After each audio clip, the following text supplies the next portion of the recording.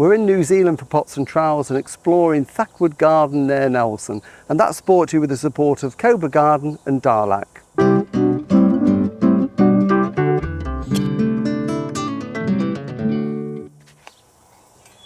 Hello and welcome to Pots and Trowels. What a beautiful gate, by the way.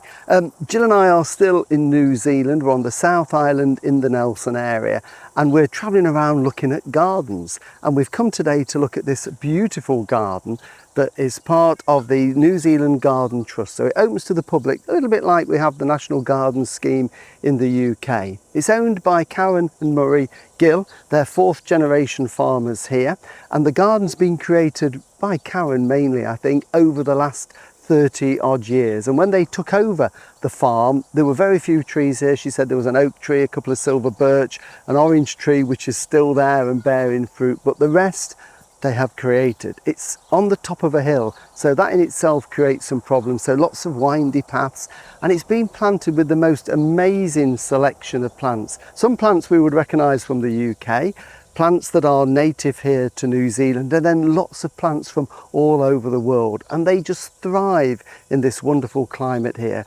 Long warm summers, mild winters, but blue skies, and I'm told they get very little in the way of frost. It gets cool but not frosty, so as a result lots of tender plants grow in the garden. So we're going to have a wander around and just show you some of the highlights of this amazing garden.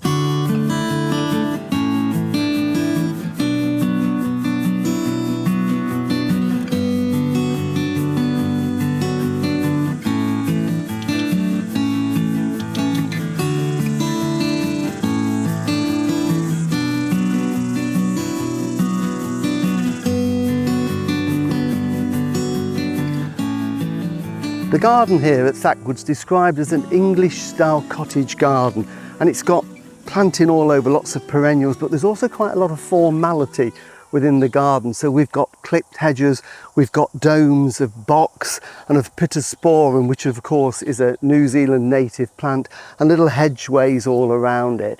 Lots of materials have been used. Paths are of brick, they're of gravel, and I love these steps here, which are old bricks, and we've got these old pieces of timber there to create the steps as you come down into the garden. It is on a hill, it's quite a steep slope, which would be ungardenable as it was. So what they've done is they've tiered it to make some level areas, and to create the tiers and hold back the banks, they've used huge lumps of stone that they've got from higher up on the fields in the farm, brought them down to create these retaining walls, which I think work really well and look very natural.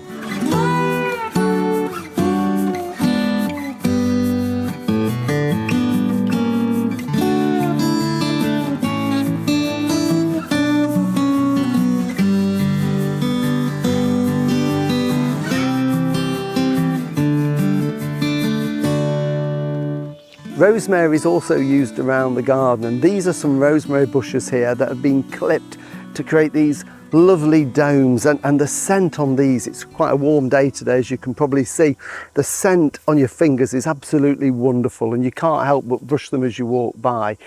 Then in the border at the back, we've got that very traditional cottage garden look to it. We've got alstroemerias, we've got rose bushes, we've got salvias in there, we've got achilleas and sedums and anemones, so that you're getting colour and interest all through the year in a very natural cottage garden way. And then at the back is the orange tree, one of the original trees that was here in the garden. Getting quite old now, but it's still hanging there with loads and loads of fruit on it.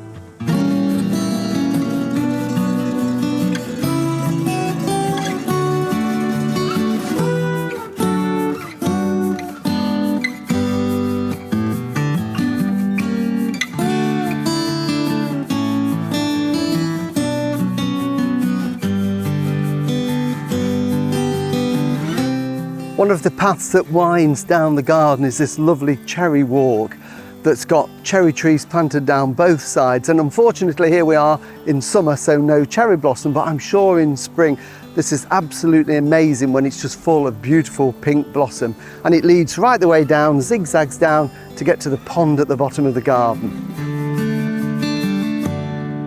To get from the top garden down to the bottom garden, there's a rose arch with lovely clipped box hedges at the side to give that air of formality. And then on the bend, before you continue to go down, there's a lovely sitting place, and I suspect you'd probably need this more on the way up than on the way down. Just a lovely place to sit in the shade, out of the hot sun, maybe have a glass of wine at night. And it's got a different type of hedge around the back, and this is one that isn't used that much as a hedging plant, but it's one that should be used more because it's dense, it's compact, it's hardy. It's a Mediterranean plant called Thackwood, and it's got a lovely silvery grey foliage and blue flowers, and it clips very well, as you can see, either into domes or this hedge. So one to put on your list for a low hedge for the garden.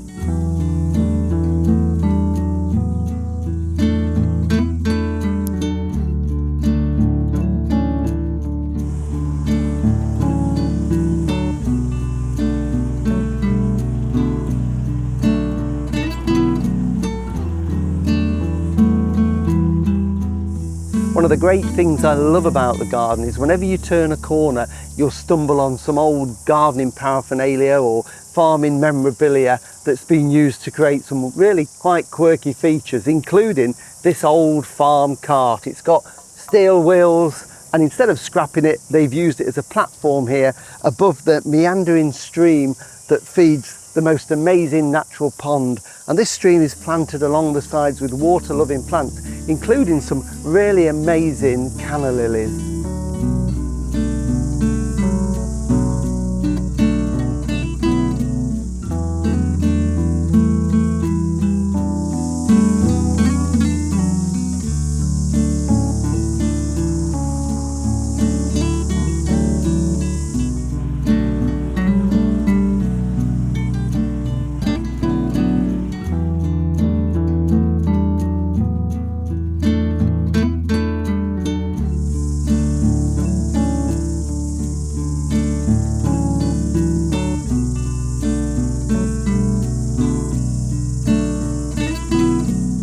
Thank you for watching Pots and Trowels, and I hope you've enjoyed this visit to Thackwood Gardens near Nelson. If ever you're in New Zealand, it's well worth a visit, and if you fancy a stopover, they've got a little cottage on the farm as well.